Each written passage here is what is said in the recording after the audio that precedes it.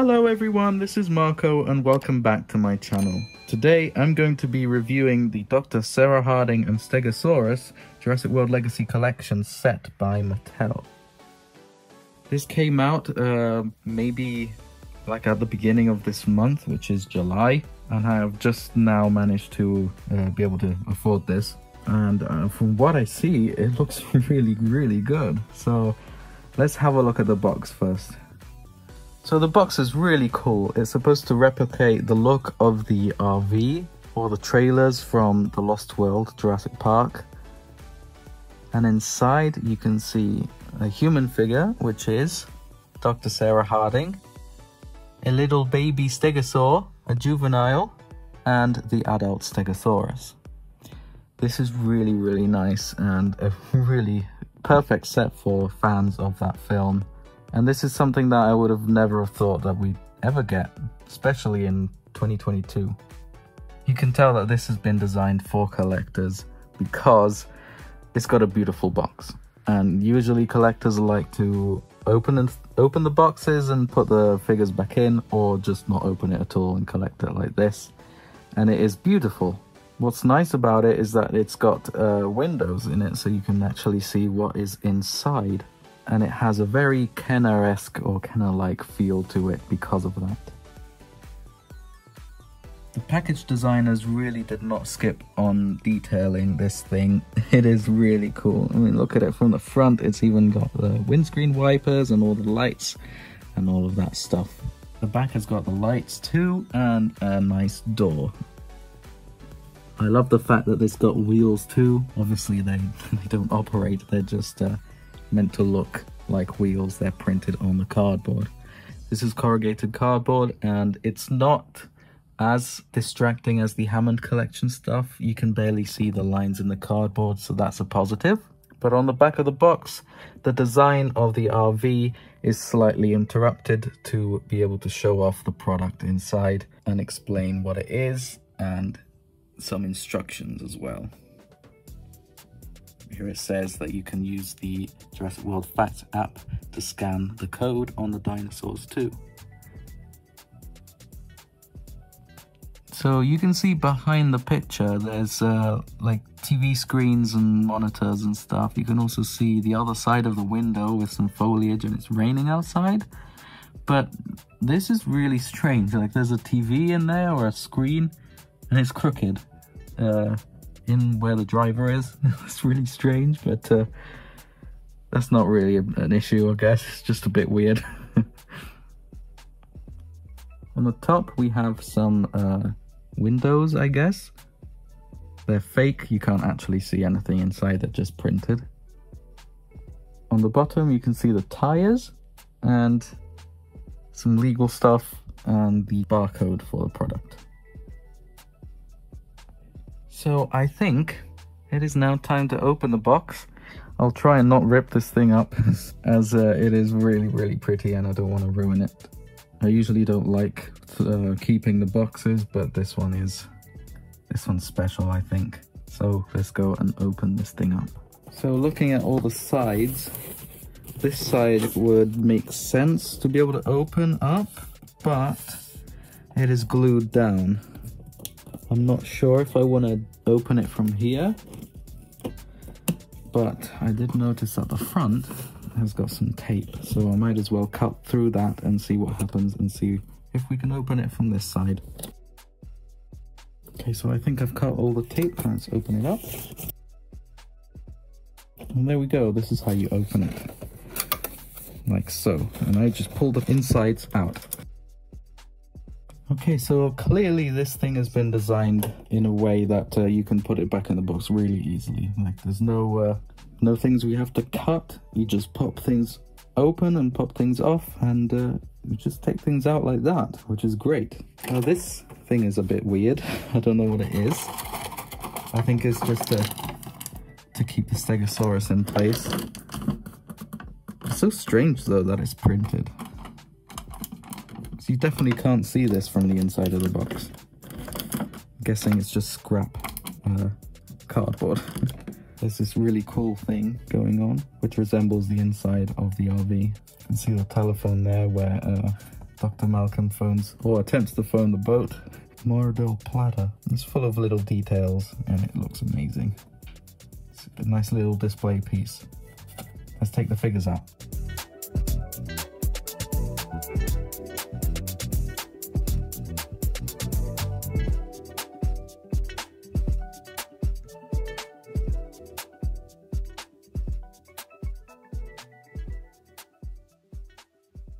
Alright, let's start with Dr. Sarah Harding.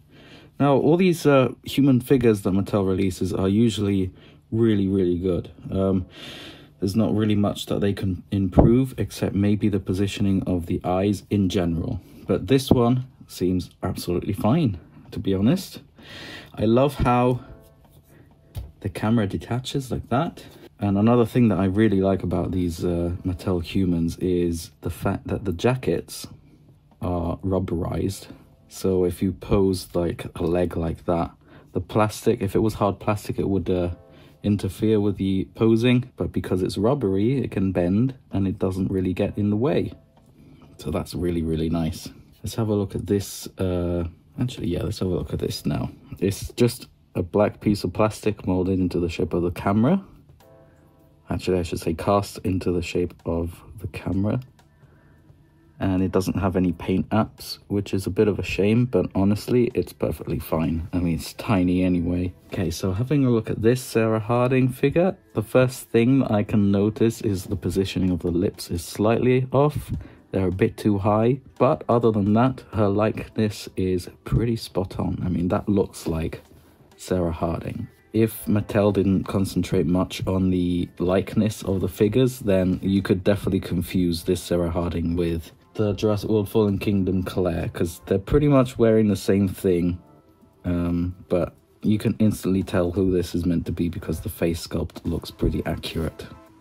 Also, I love the colors that she's wearing. It's just a personal thing, but I really love that burgundy with the green. It looks really nice. So another thing I noticed about Mattel figures, human figures, is that especially the newer ones are a little bit out of scale. So Kayla Watts is slightly too short. She is short in the film, but she's a tiny bit too short for the figure form.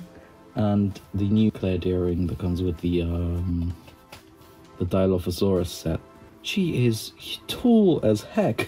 She's so tall. She's taller than Owen, and she's not wearing any heels or anything. So yeah, she's a bit out of scale. But from what I can see, let's bring Zia in. Yeah, Zia is a bit shorter than the rest, and Sarah is, I think, like average. So that works really well. Yeah, she's definitely in the right scale or height range or whatever. In terms of articulation, it's the classic for these Legacy Collection or just general human figures by Mattel, except for the Hammond Collection figures and the defunct Amber Collection figures. The Hammond Collection figures seem to have more articulation in the wrists and probably in the ankles. I don't know because I haven't got one of those yet. But again, Mattel really does go all out on these human figures. They put so many paint apps on, and look, the belt buckle is golden as well. There's not really much else to say about this except that it's really good. So because Mattel's so good at these human figures, I would love them to release more from the whole Jurassic series, even not main characters. Well, first of all, we need main characters like Dr. Wu. He still hasn't been released, as well as Franklin. Franklin, for some reason, has been completely, like, trashed. They made the concept art, and they actually made just one limited release of Franklin, and it was only for just, like, tests, I guess. They weren't sold, but someone found one on eBay, and it goes for so much. Yeah, but Franklin's never been released for some reason. So it would be nice to have them first, but then just imagine like them releasing a Jurassic Park worker from the first Jurassic as a Hammond Collection figure or just Legacy Collection. I think that would go down really well. It's always nice to have extra humans. So that was like a more general take on the Mattel human figures. This is really film accurate and it looks amazing. So I think we should move on to the next star of this set.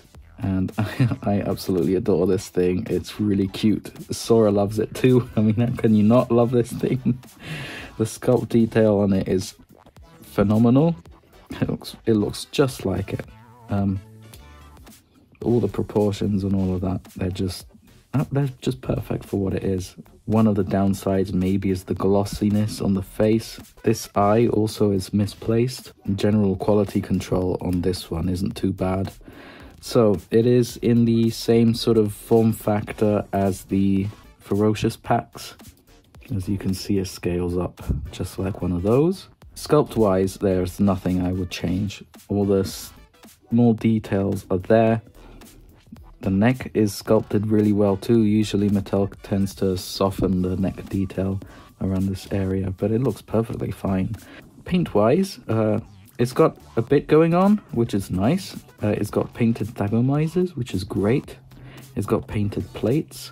It's got an underbelly color that actually leaks onto the tail, which is great, and on the neck. And face paint apps, as well as a black eye, but with a white sort of reflection on it. It's also got paint on the beak. This isn't very common for Mattel to put paint on the beak, and this is amazing. It's like a breath of fresh air, to be honest. Also, you might realize that these small plates aren't painted, but I think that's okay because these bigger ones have a gradient, and it starts green and it goes up onto this sort of maroon color. And as you can see, the gradient starts just above the height of these plates. So these would be green, in fact, and it blends in really well. It's a clever way of cutting corners and cutting costs, and I like it actually when they do it cleverly like this, because it doesn't detract from the overall look. It doesn't have any nail paint, which is a downside, but for the size of this figure, I'm not surprised. They just don't paint nails anyway, even on the bigger ones. But honestly, I'm not too fussed with this. Articulation wise, it's got head articulation. It doesn't have mouth articulation.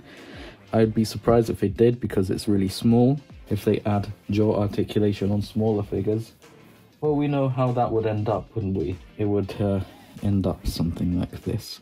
It is horrendous. If it didn't have an articulated jaw, but it was sculpted properly, it would look like this, and it already looks so much better. This is just a modified version that I've done for my friend Jonathan. But yeah, you can see why they didn't put jaw articulation in this, because to be able to add the articulation the way that Mattel does it, they would have made a really big jaw for this. Another thing that they could have done, but they didn't, which isn't a problem at all, is in the film, this juvenile is eating some ferns. So because the jaw isn't articulated, they could have added a little fern there. It doesn't lose it in the film, it's always in its mouth. So they could have added that, but honestly, it makes more sense for this to not have it, because why would you have a piece of plant stuck to it all the time?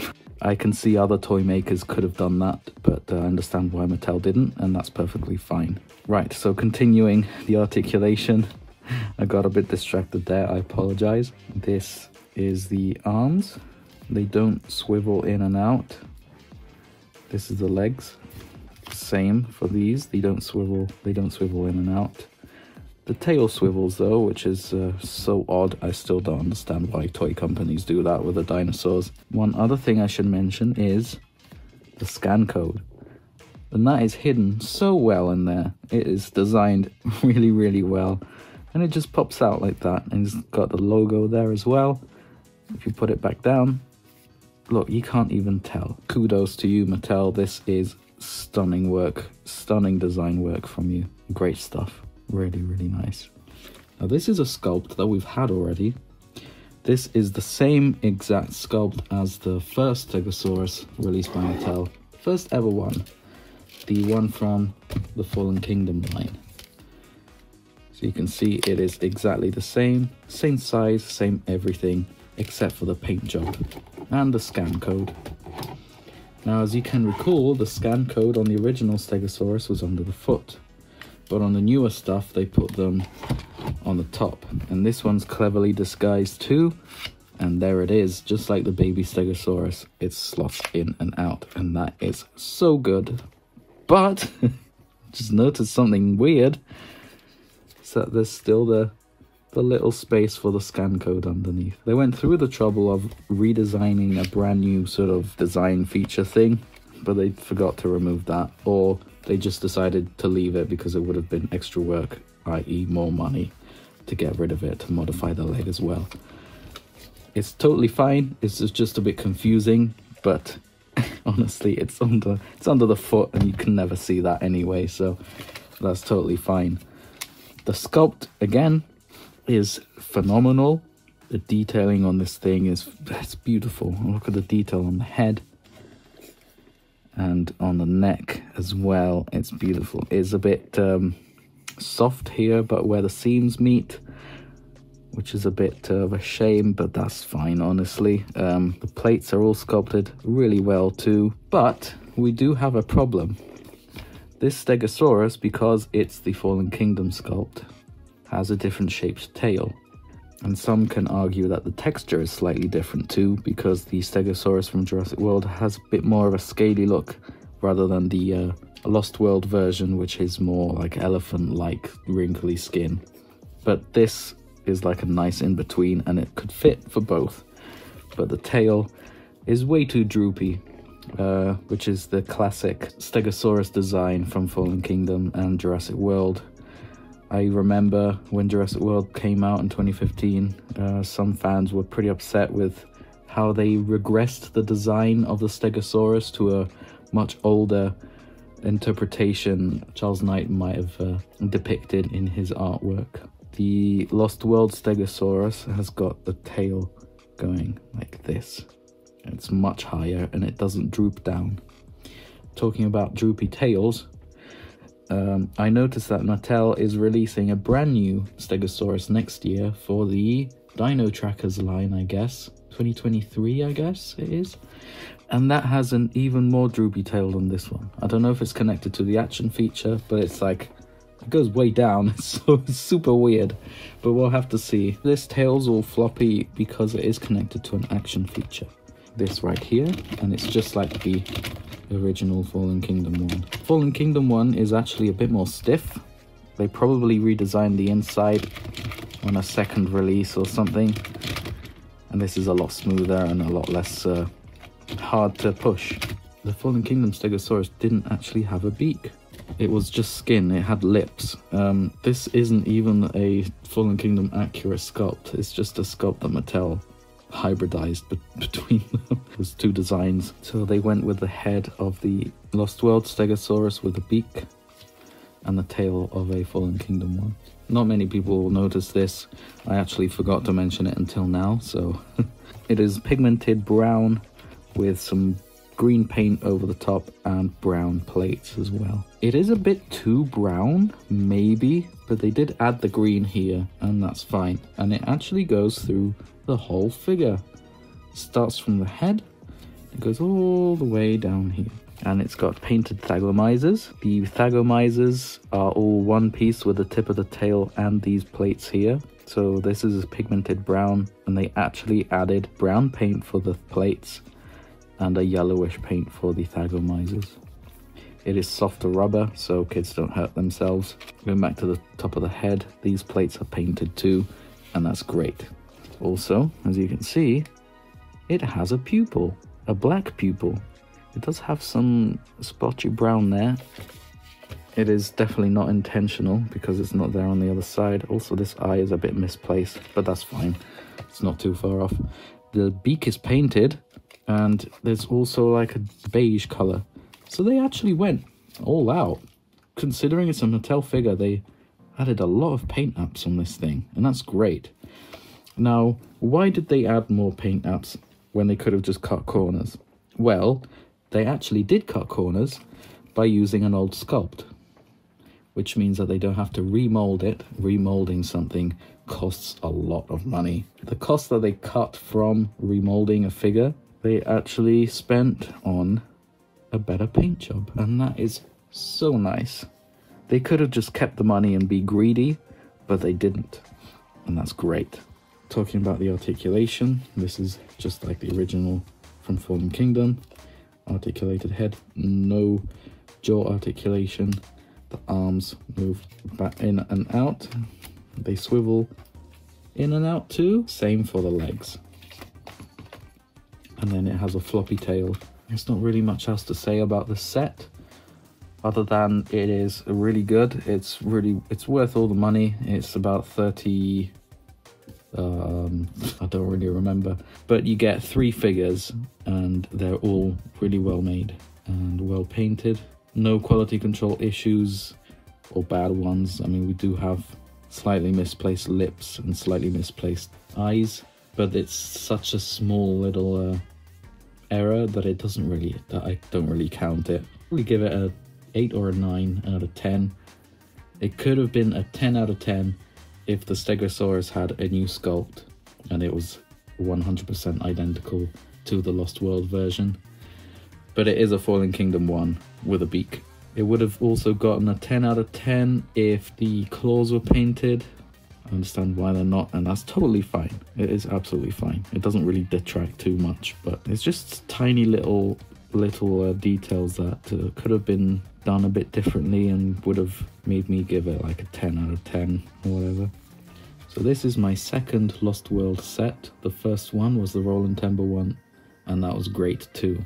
I hope you enjoyed this video. Leave a like if you liked it. Comment your thoughts. And thanks again so much for watching. I really appreciate it, guys. Like, a lot. Thanks so much. We recently passed 50,000 subscribers. And that is honestly, it is mind-blowing. And I love you so much for it. And for your attention and everything. So thanks again.